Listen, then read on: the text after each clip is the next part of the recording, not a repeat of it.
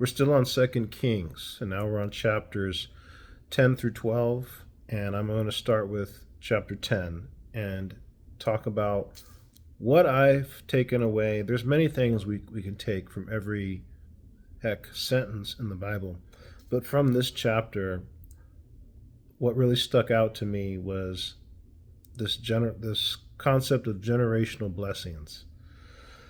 Have you ever wondered how much faith or obedience it takes to receive generational blessings?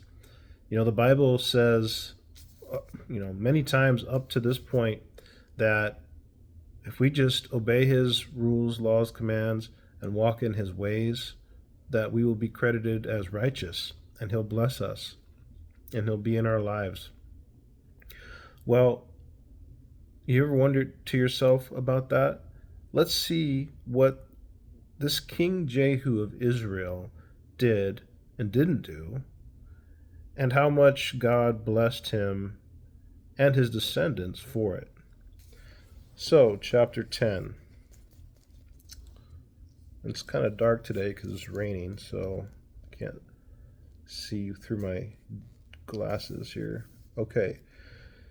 Jehu kills Ahab's family.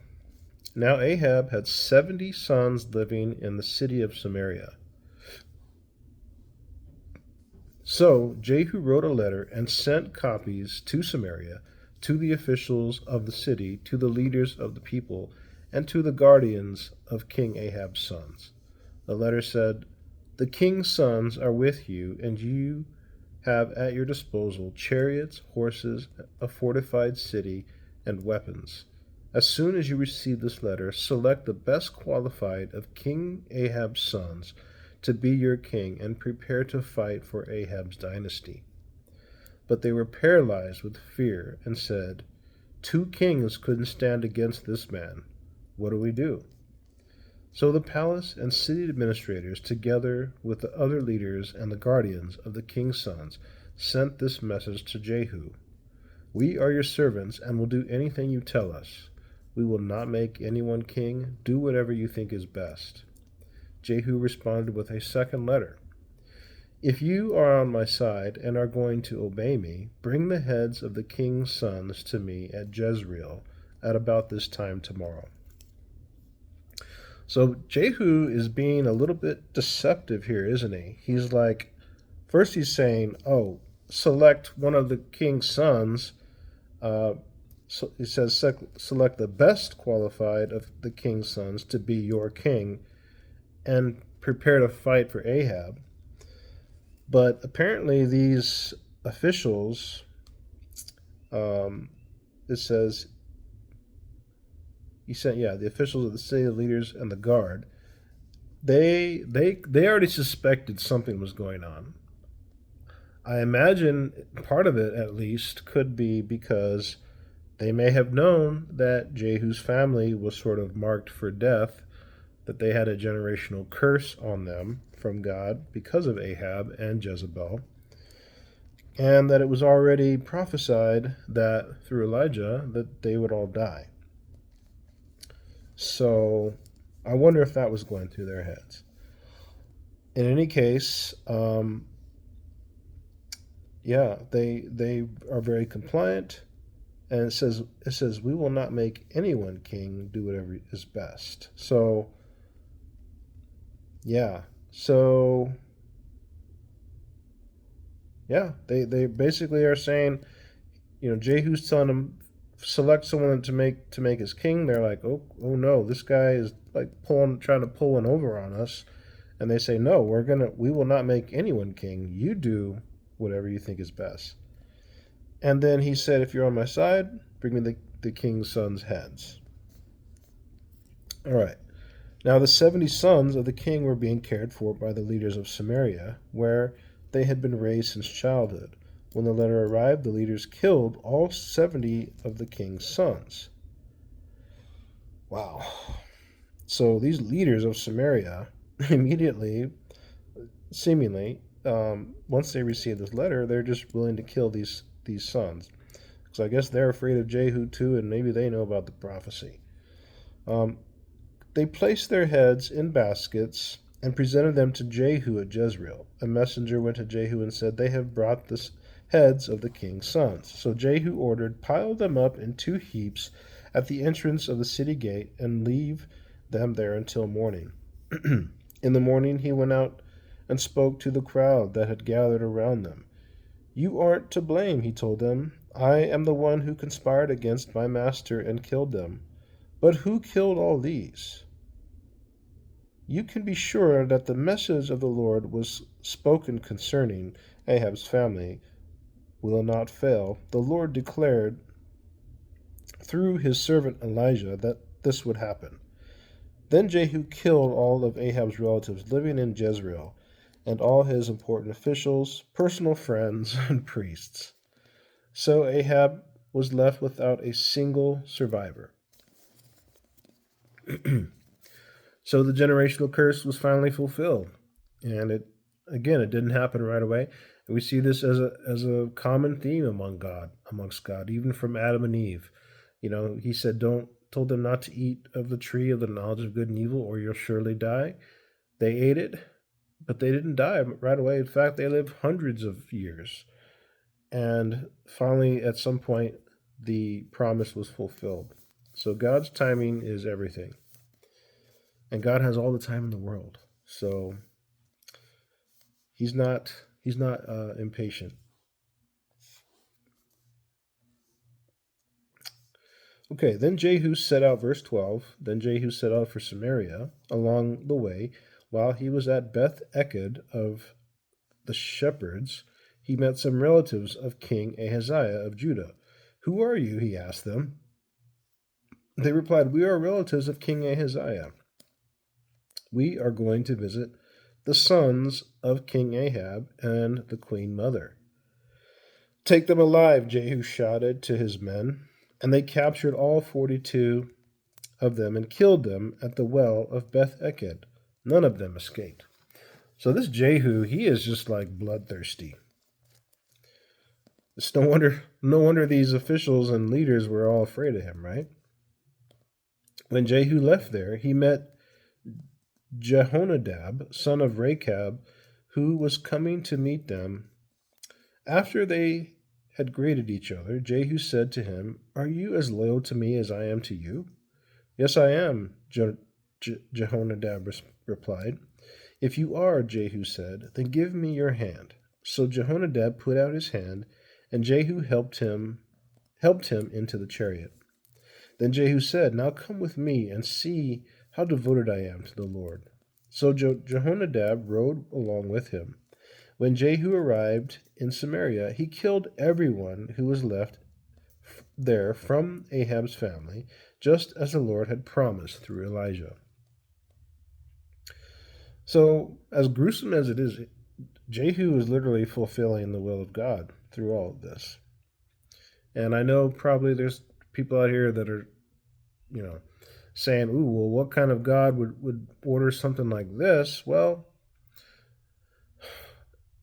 you have to go back and look at just how bad Ahab and Jezebel really were. And, I mean, they disrespected God left, right, and center. And, God puts up with a lot more than he really should.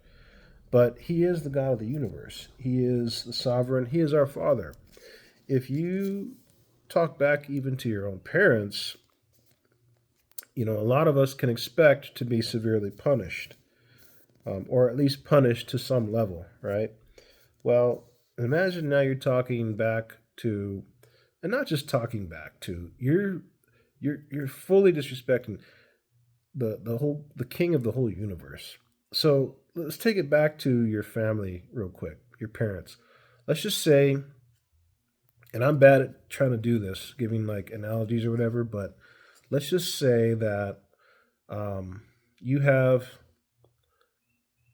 your mother and father, and let's say you have 20 siblings, 20 other siblings, and there's 20 of you roughly, okay?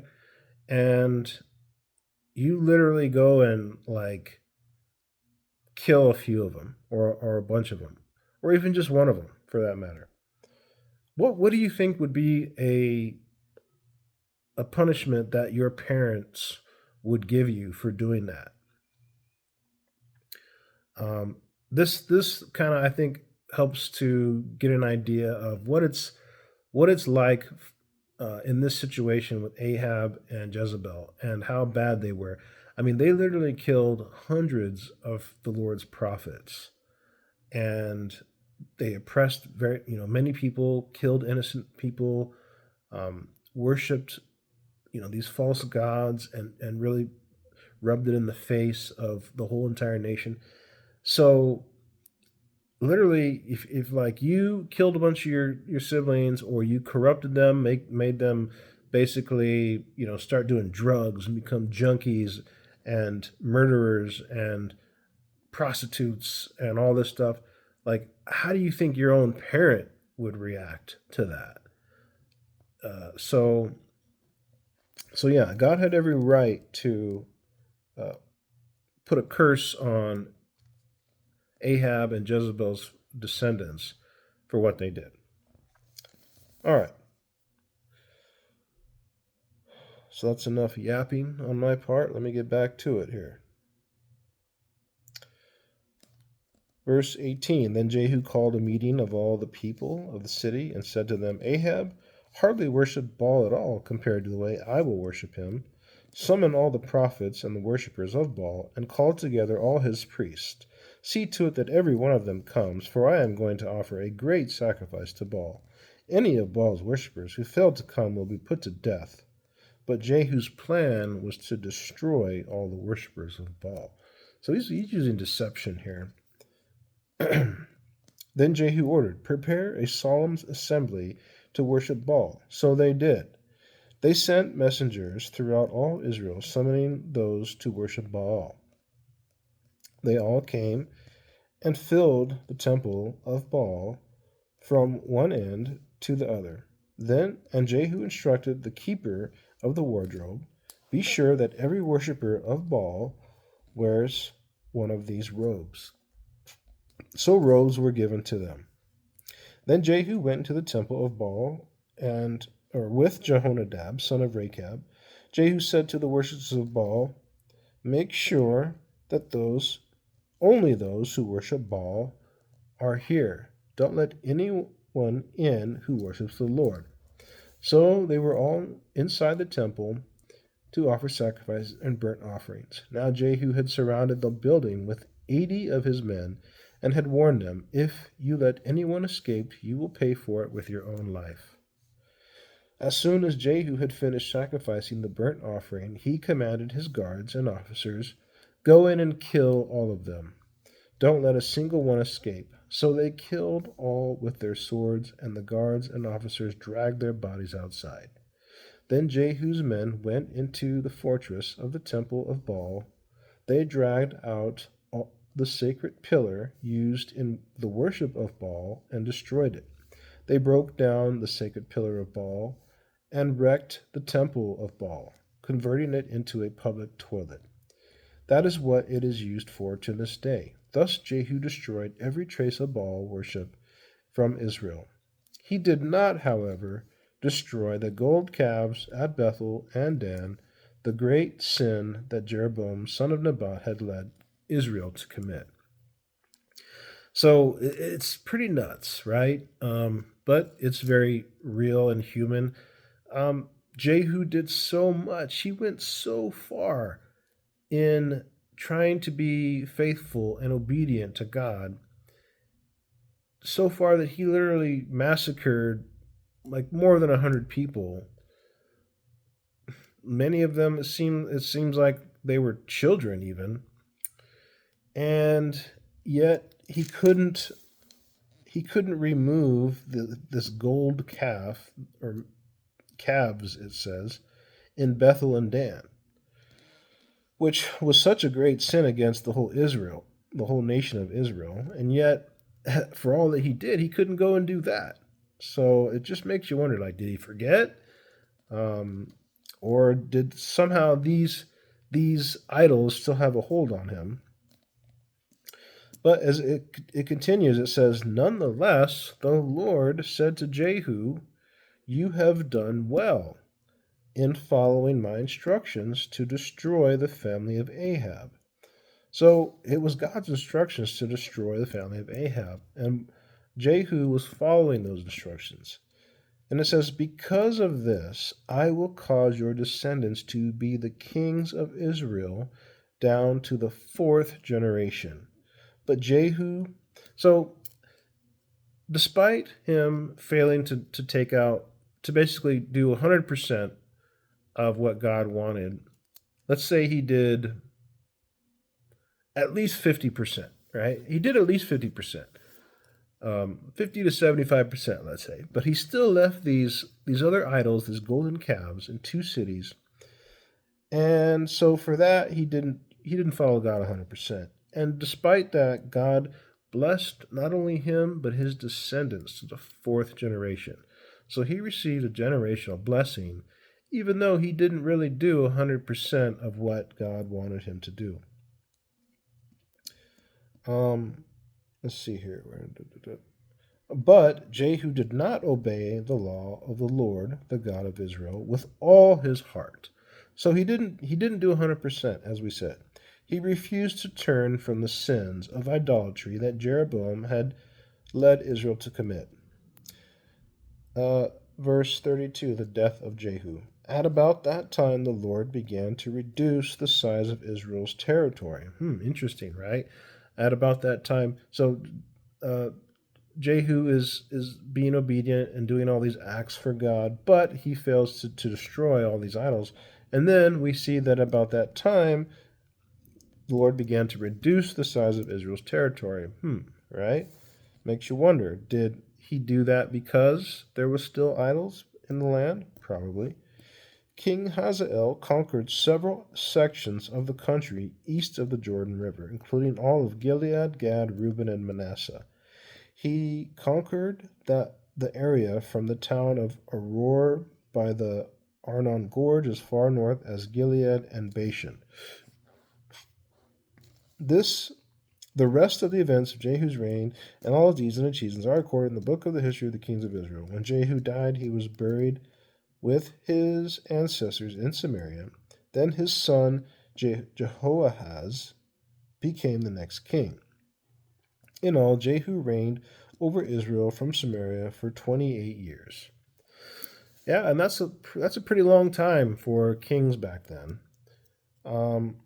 And he can die peacefully, knowing that for at least the next four generations, or three generations, whatever, the next few of his line are going to be kings, and all he can do is hope that they follow at least his example, if not better, if not David, which even David was a huge sinner. But he can rest assured that they're going to be, assuming they don't screw up really bad, they're going to be the kings for the next few generations. So, as we can see, what does it take to receive generational blessings? Well, it takes a good effort because, look at all that Jehu did. He literally massacred people. That's what I call obedience, right? That's something that's hard to do. He massacred, more than 100 people, maybe 200 people, right, or more, and so it's quite a bit. I would say that's a pretty high standard. So I don't. Based on this chapter, I don't know. I couldn't say for sure, like a definitive sort of percentage of obedience and faithfulness, let's say, for example, or the amount of deeds required to receive generational blessings. But from this chapter, it seems like it is quite a bit. So just something to think about. All right. And I don't know if I prayed I think I forgot, but let me pray now. Dear Lord, I just hope you will add wisdom, knowledge, and understanding to the reading of this word. Help it to bless our lives, Lord. Help us to understand generational blessings, generational curses, how to both acquire them and avoid them in terms of the curses, and how much we actually need to do and what exactly we need to do in order to attain these generational blessings. And for that matter, what it takes to hopefully break generational curses that are in our lives, because I'm sure that pretty much all of us at this point have some kind of generational curses going on in our lives that we really need to break. So, Lord, help us to understand, first of all, what those are exactly, and then secondly, how we can break those. And then thirdly, how we can gain generational blessings instead. Um, and I thank you so much, Lord. In Jesus' name, amen.